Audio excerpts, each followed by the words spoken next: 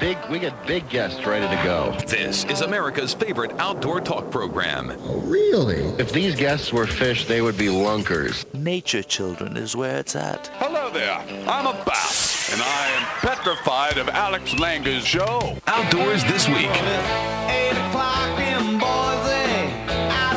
Everybody can participate, no matter how old you are, what income you are, or for that matter, what sex you are. Anchor yourself right here, because it's time for Outdoors This Week. Well, thank you, Mr. Announcer. He does that perfectly every time, Lynn. Today we are very, very honored because not only do we have the Dean himself today, but the Dean is going to give us a personal taste of Bass University. When I say Dean, I mean, of course, Pete Gluszek, who is a tournament angler. He's been competing professionally for over 15 years, and he's fished 3 Bassmaster Classic, and he's won tournaments on both the Bass Angler Sportsman Society and the FLW tournament trails. And he started Bass University in 2009 with another guy by the name of Mike Iaconelli. Mike, of course, is a Bassmaster Classic winner. So these two guys got together and they said, hey, let's open up a Bass University. And somehow Pete ended up as the Dean. Don't ask me how he did it, but somehow he bamboozled Mike into making him Dean. Do you have any idea how he did that? I really don't, although he is incredibly charming. Well, speak for yourself. Pete is going to be fishing today with a couple of people on the Delaware River, and this is actually a part of Bass University, which that's one of the reasons I think Bass University has taken off like it has, because it actually takes people out in the, it doesn't just teach people in the studio, but it actually takes you out in the water and shows you how and where and what to do to improve your bass fishing game. If they were around way back when I was just starting, I probably could have been 10 times the angler than I am today. But they weren't there, so I had to fend for myself. That's just the way it is. You know, today it's much, much better for anglers that are just starting than it was for me back in the bad old days. So that's all I got to say. And then we also have all our usual suspects. We got Ron Lindner, we got Larry Whiteley, we got good old what's his name, Wade Bourne, and we got Sammy Lee's. Not in that order, but you'll figure it out. So, Lynn, take it away. We'll be right back, folks. The next voice you hear will be Ron Lindner himself. More of America's favorite outdoor talk program, Outdoors This Week, after these messages. Hi folks, Ron Linder here for Linder's Angling Edge Television, seen every Saturday on the Pursuit channel. You can go to anglingedge.com and it'll tell you the hours it plays in whatever time zone you're in. Anglingedge.com. Also, by the way, we have we have a book on there called Catching Fish. If you are any way interested in the way that angling began, make sure you take a read of that book of Catching Fish. It's on anglingedge.com. You could also go and see us on Facebook. You can go to Angling Edge Facebook and Ron Linder Facebook and see some of the stuff we're doing. Well, this weekend I fished a tournament. It was a 2-day tournament on 2 different lakes, and it's a fundraiser for a place called Camp Confidence, which is a camp for handicapped people. A real good event and a very, very, very worthy cause. But that isn't the story. The story is that one of the lakes of the 2 lakes is the lake that I live on. And for years, this Camp Confidence, it's always been at this time of the year.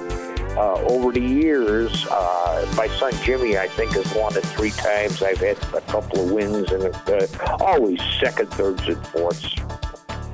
This weekend, we did poorly. I fished with a friend of mine, Kurt Compton, who has only fished about 150 tournaments on the lake.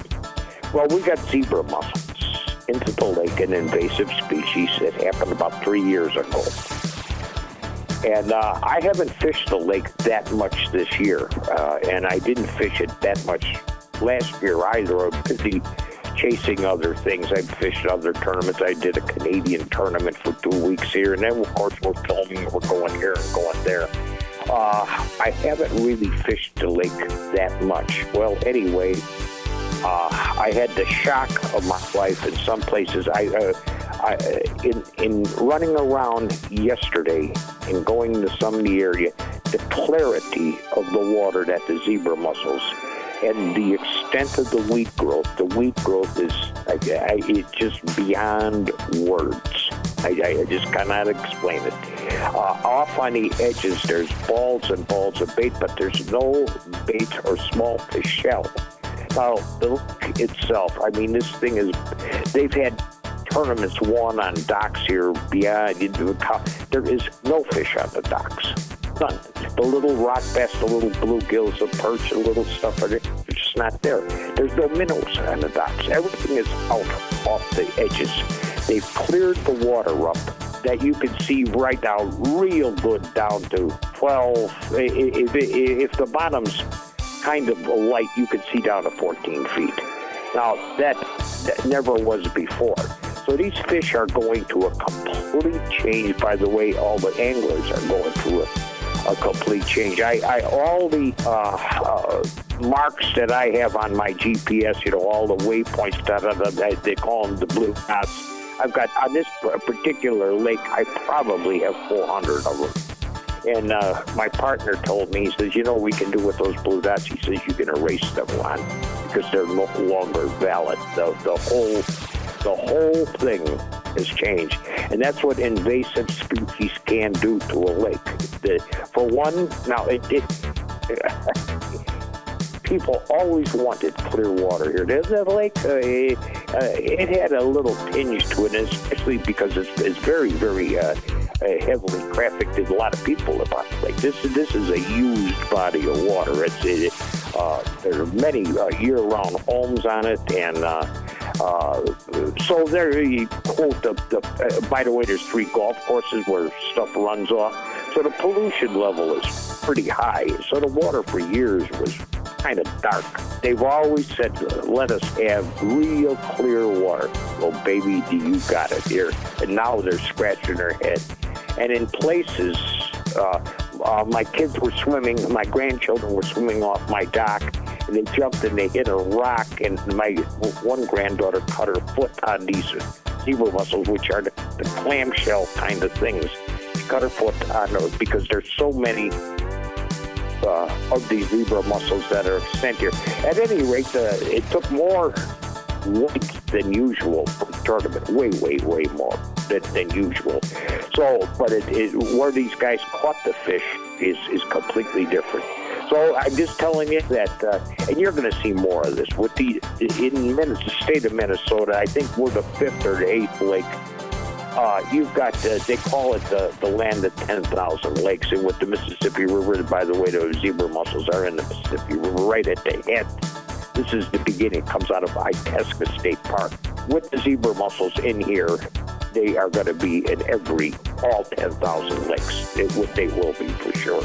And with the Mississippi River going out of here and makes a nice little foot through Iowa and Illinois and then pours into all these other places, you're going to see these zebra mussels all the way down. It's just a matter of time. All right, that's it for now. And if you, like I said before, if you take a look at our book at anglingedge.com or go see us on the Facebook. See you later, folks. Larry Whiteley and the Outdoor World Report are proudly brought to you by the brand new Rototail, the world's first and only plastic worm with a soft rotating spinner tail. The patented tail generates unbelievable vibration that you and the fish can actually feel, just like a spinnerbait or a crankbait. See it at rototail.com. That's rototail.com. Big September smallmouths coming up on Bass Pro Shops Outdoor World. Would you like to spend less time on the couch and more time in the fresh air? Would you like your kids to stare at a bobber instead of the TV? Would you gladly trade in your microwave for a Dutch oven? Then you belong at Bass Pro Shops. Every week, we offer free skills workshops to help you get started. See the store or go to BassPro.com for more information. Bass Pro Shops. Your adventure starts here. September brings a shift in smallmouth bass diet from crayfish to baitfish. Cooling waters slow crayfish activity, and young of the year baitfish reach a size that makes them worth eating. In building their energy reserves, big smallmouth will eat small minnows, but they much prefer to chow down on big ones. When you buy bait, get as big of minnows as you can and drift them over your favorite smallmouth spot. Drop-offs are an excellent place to try. Besides big minnows, also try blue and silver rapalas or rebels at various depths. Offshore weed beds become increasingly productive as September progresses. Smallmouths are partial to weed beds pocked with rocks and gravel. Weedy pockets are good places to try too. Fish the outside edge first. Now, aside from pre-spawn, September represents your best chance for catching big smallmouths. Cooling temperatures, the hint of fall colors, and a big smallmouth on your line, folks, that's pretty hard to beat. I'm Larry Whiteley, and this is Bass Pro Shops Outdoor World. Wow, thanks a lot, Larry. The Dean is in the house. The Dean is here. Make way for the Dean. Pete Gluszek has been competing professionally for over 15 years. He fished 3 Bassmaster Classics and won tournaments in both Bass Angler Sportsman Society and the FLW Outdoor Tournament Trails. He started the Bass University about in 2009 with a guy by the name of Mike Iaconelli. I don't know if you guys have heard of him or not, but he's pretty well known in fishing circles. Well, you actually caught me in the middle of an on-water training trip on the Delaware River right now. Really? So I'm speaking to you from the water. We're trolling up to one of the greatest spots on the Delaware River right now, and but we're having a great time on the river, and it's great to talk to you from the water. But it's causing a little bit of problems from my end. But I think I have things under control now. Great. Who are you guiding today? Who's with you? Well, I'm with Kevin and his father Harold are out here on the river, and we're right now we're working with shaky heads and crankbaits, and it's classic fall patterns out here on the river. It's the incoming tide challenging us a little bit, but we're catching quite a few fish. Are you in the state of Delaware, or are you near Philly? I'm right in the Jersey side right now, but we're right across from Philadelphia. Really? Yeah, we're right in the heart of the city. These are city dwellers out here, and you may have heard the Bassmaster Elites have announced that they're coming to the Delaware River to fish next year. No, I hadn't heard of that, but that's great. It's kind of like going to Pittsburgh. It'll show us what they're made of. Well, you're right. It's a little bit better than Pittsburgh. You're going to see a lot better fish here than you saw at some of the more difficult rivers. We got a lot of fish here. It's actually a very, very good fishery. Not well known at all. People live in the city of Philadelphia don't even know there's largemouth bass in the river, but there's tons of them. On the Schuylkill, which runs in the Delaware itself, people drive over the Delaware, they drive over the Schuylkill, but they don't really look at it for bass fishing, which for me is always great. Let them drive, It's definitely low pressure. You can come out here on a typical day as Kevin's reeling in a largemouth from the river as we speak. Really? But you can come out here on a Saturday and not find anybody in the parking lot fishing. It's just not a well-known river, and it's a very, very tricky river because it's got a 6-foot tide swing. Sounds like you just brought a largemouth into the boat. Give me a play-by-play, Pete. What's going on? Well, I'll give you a post play-by-play. Kevin fought the fish nicely. He gets down to the fish, grabs the lure, fish jumps and escapes right at the last minute. But isn't it lucky? We're going to play like it's saltwater fishing. He touched the leader. That's so right. That fish counts. It counts. It's okay. He touched the leader. But we're fishing a great little spot here in the early fall. It's 70-degree water temperature. We're fishing a couple pipes that go underneath a riprap walkway, and the bait fish is in here this time of year, and the bass are can collect on this type of current. Yeah. And he popped a shaky head in there and made a nice hook set and caught a nice keeper bass here on the river. Those pipes are some of my favorite fishing areas. There's a pond right in Boston that I fish that you can just walk up to, and people jog around it, etc. And I sometimes walk right up to the culvert and pitch a jig in there, catch a bass, and walk away and let the bass go. And people are saying, who was that man? Who was that man? One cast and one fish. Listen, Pete, we got to take a quick break. And when we come back, we're going to talk to you some more. And I want to talk to you about Bass University coming to Worcester this year, right? Coming back to Massachusetts. We can't wait. All right, great. Well, we'll be right back, folks. Hey, what do you think you're doing? Don't change that dial. Alex will be right back with more of Outdoors This Week after these messages.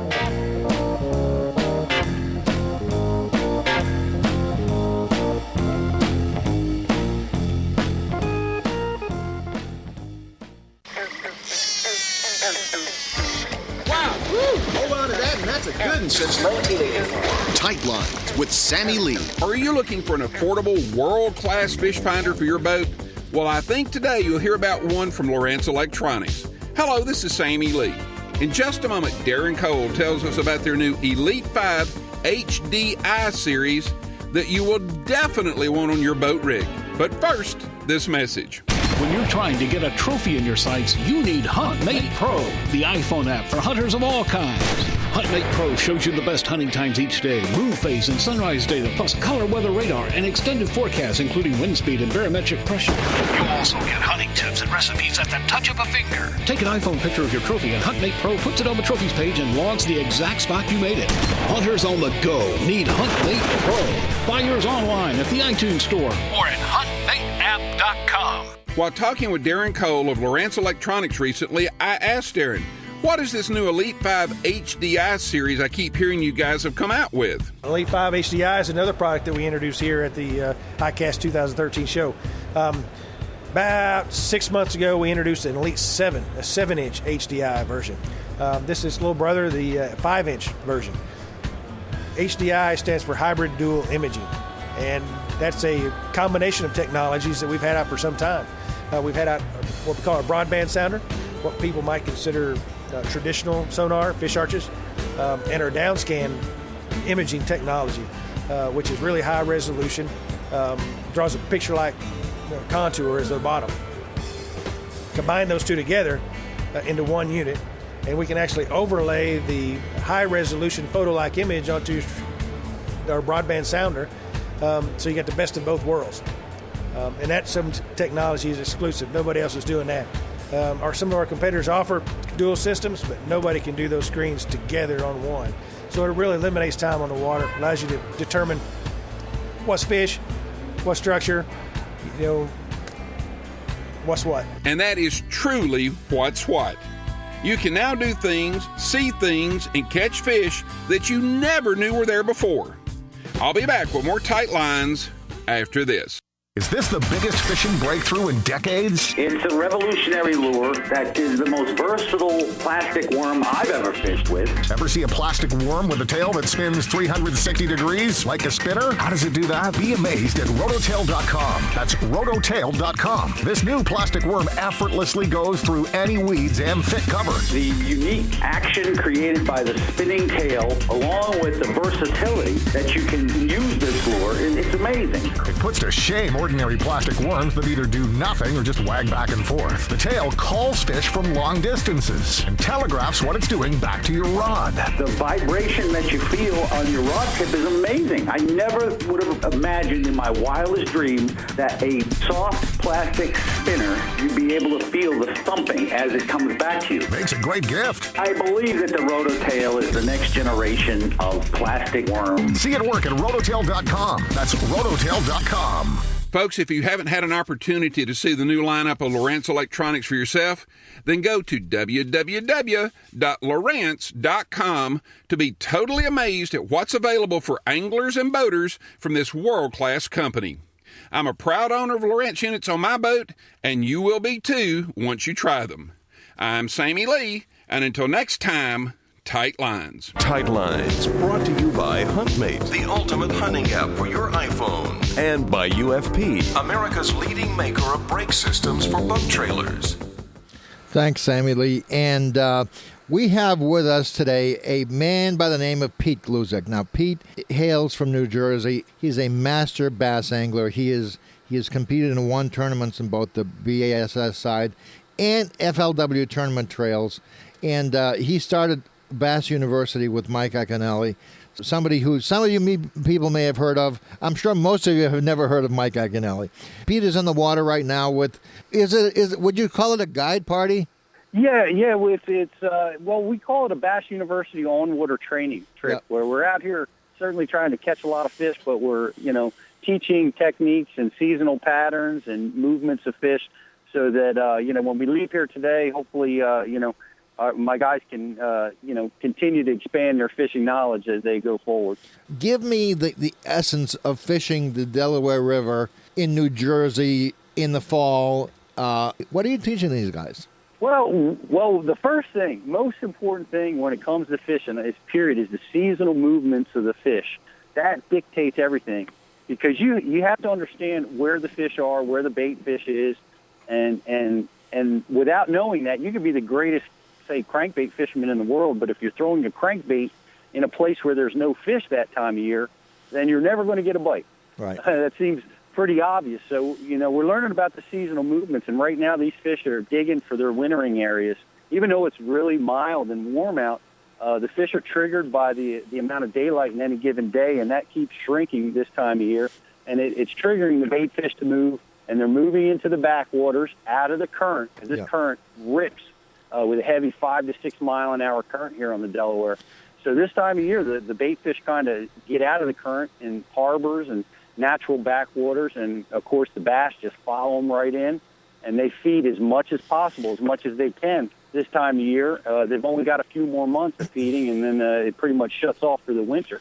So that's what we're using the seasonal patterns to pinpoint where fish are located, and then the techniques that we're using here on the river are going to be the shaky head and the crankbait, man. Two dynamite techniques that are really important for this time of year. So. That's kind of what we're going through right now out here, as well as stuff like setting the hook properly, keeping pressure on the fish. So things that some people might take for granted, but it's those little things are important to be able to get your strike to catch ratio really high. So we look at those types of things as well as many other things as we go throughout the day. For people who don't know, the Delaware River is a huge river.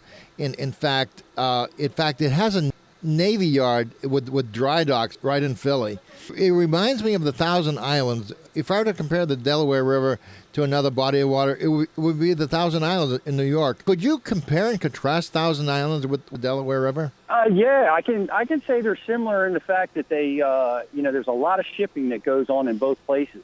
Yeah. You've got, deep river channels. You've got a lot of tugboats and ships that are constantly coming and going. It's a heavy industrial commercial type place, just similar to the Thousand Islands. Yeah. They both have smallmouth and largemouth, so they have that in common. The Thousand Islands is a different kind of place than the Delaware. The fish there tend to be bigger, believe it or not, even though it's further north. Right. I mean, the Delaware is obviously it's a lot more industrial. It's got hundreds of years of industry there, whereas the Thousand Islands is more or less pristine.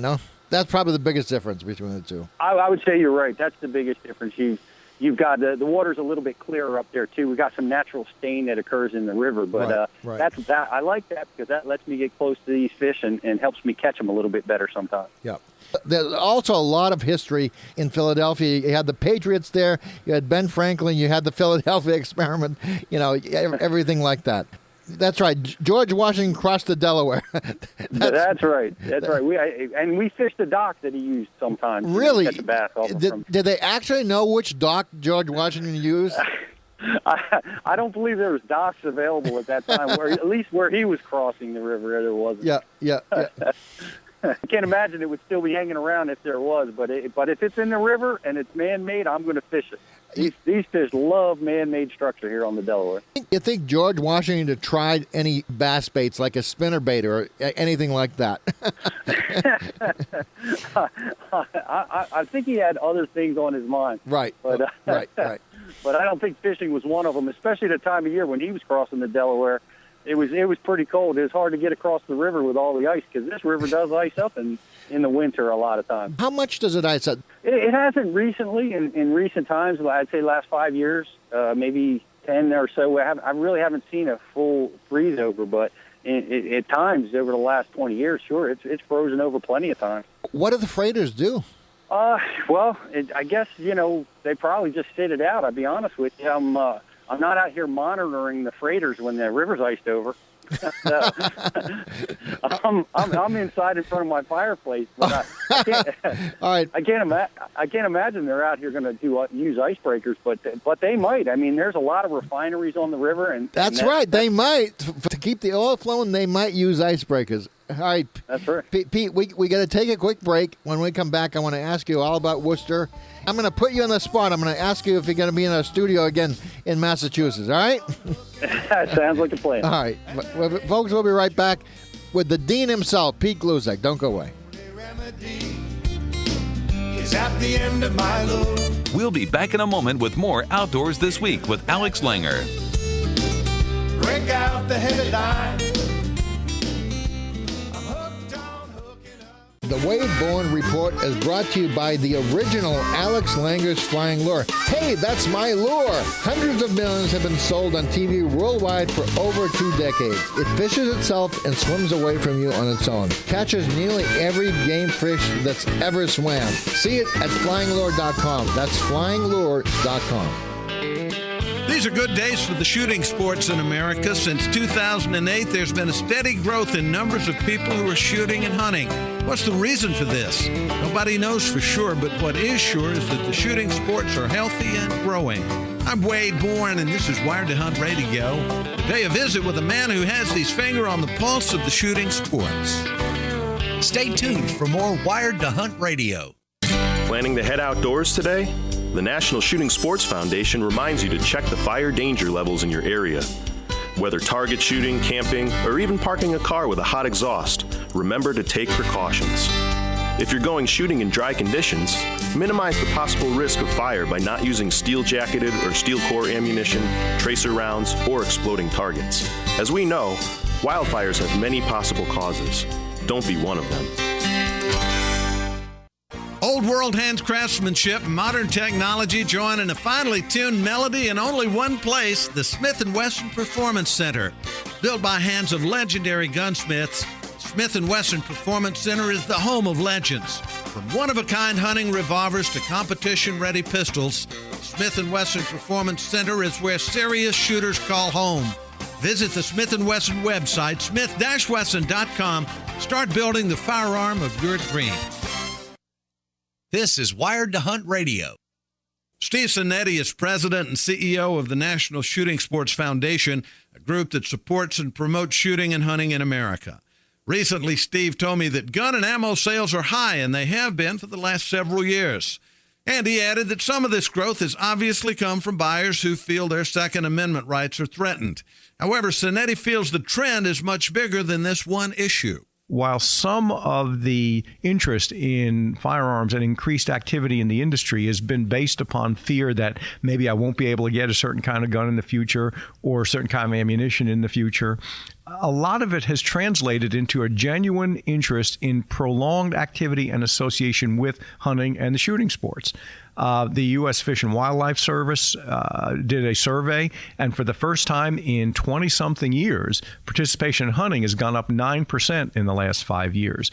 Our surveys from retailers show that they have reported in the last year up to, depending on the retailer, 70% of the people coming into gun stores are first-time gun buyers, and a lot of them are women or younger people who haven't owned a firearm before, and you're getting different people involved. That's Steve Sinetti, and tomorrow Steve returns with more news about the status of the shooting sports in 2013. And that's also today's Wired to Hunt Radio. I'm Wade Bourne saying thanks for listening, and get outside. Thanks a lot, Wade. And we are outside. We're with Pete Gluszek today. Pete is on the Delaware River, and he's taken us on a little guided trip. Pete is the dean of B.A.S.S University, and he's been competing professionally for over 15 years. He's fished 3 Bassmaster Classics, and he's won both tournaments in both the B.A.S.S side and the FLW tournament trails. We're on Pete's boat today in the Delaware River. First of all, how can people find out about B.A.S.S University? Where can they go online? Simple. Just thebassuniversity.com. You can check it out. Our entire schedule's up there, and even access to on-water training like we're doing today is available. You can find out information about all those things right at thebassuniversity.com. Obviously, you do on-the-water training in New Jersey. Where else do you do it? I work down on the upper Chesapeake Bay, which is a great fishery as well. Yep. And then I do custom stuff where I'll go up to the Hudson River or Lake Champlain, places like that. So we can do some custom stuff if people would like to get involved with that. Is it mostly on the East Coast? Those are all on the East Coast. Or would you go to California, for example? Well, I would, but what we have a whole host of trainers all over the country, from George Cochran to Dave Wolak to Dave Mansu. All of our instructors, or a lot of our instructors, are involved at various parts of the country. So if you live in the Midwest or West Coast, we'll certainly can put you with one of the other trainers that lives in that part of the country. All right, excellent. And tell me about Worcester. When is Worcester this year? Worcester, Mass. I believe it's February 8th and 9th. You have to check my math on that, but Okay. it's I'm pretty sure those are the dates. So we're coming back. We were out of Worcester last year. We were unable to attend, which actually kind of worked out for us because I think there was like 12 feet of snow that weekend. Somebody was looking out for you, Pete. I guess so. But we're really looking forward to coming back. I mean, there's such great fishing up in New England, and the anglers in that part of the country are as committed to the sport we all love as much as we are. So we're really looking forward to coming back this year. Bass anglers up here are crazy, for lack of a better word. They scream, they shout. That's because you guys are so cooped up in those cold winters. That's right. That's right. When bass season comes around, you're fanatical. Yeah, we love that. We are too. We're ready to go. Are you going to visit us in the studio again this year, or are you going to give us the old shaft? Well, I can promise you that we're going to try to visit you. It depends on the schedule, how it works out, because I think I'm going to be there Saturday. Mike's going to be there Sunday. If at all possible, I'd like to do like we did last time, where me and Mike both come. Well, that'd be great. We will certainly try every way we can to be there. You're located right in Worcester, is that right? No, we're Framingham, which is between Worcester. It's like Framingham is like halfway between Worcester and Boston. Pete, when you come to a B.A.S.S University seminar, what can you expect? We're all about learning. Our goal is whether you're a beginner or you're an advanced angler that's been doing it a while, we want to try to take your fishing game to the next level. And how we do it is we have 6 of the top professional anglers in the world, 3 on Saturday and then 3 again on Sunday. And they give seminars and instruction on the techniques that they're very good at. Like we'll have Ish Monroe come, and he'll talk about flipping and frogging, and that's where he makes all his money. Yep. Ike and Ellie will be talking about finesse tactics and breaking down new bodies of water and making decisions, which is where he excels. So we have the guys talking about what they're really good at, and we have 6 seminars a day. We have a hands-on breakout session. We have question and answer sessions. A lot of time to get directly with the pros, to ask any questions that you might have. So we really work hard to deliver a good product and to help everybody grow their game, whether they're a tournament angler or a guy that just wants to become a better bass angler. Doesn't matter to us. We're there to help and teach you what we've learned over the years and try to make you a better angler. Well, Pete, I hope we've been a small part of that success, and thanks for coming on. And folks can visit you at thebassuniversity.com. And Pete, thanks a lot for spending the time with us, and go catch some fish, all right? We're on it, Alex. I appreciate you having us on the show. Maybe me and you will get out on the water one of these days. Maybe we will. I think I know the spot you're fishing, actually. Well, I'll send you some pictures. How's that? Can you post that on the radio show? We can post it on Facebook, of course. Thanks a lot. And folks, we'll be back with you next time on Outdoors This Week. Bye-bye. Alex Langer, Outdoors This Week.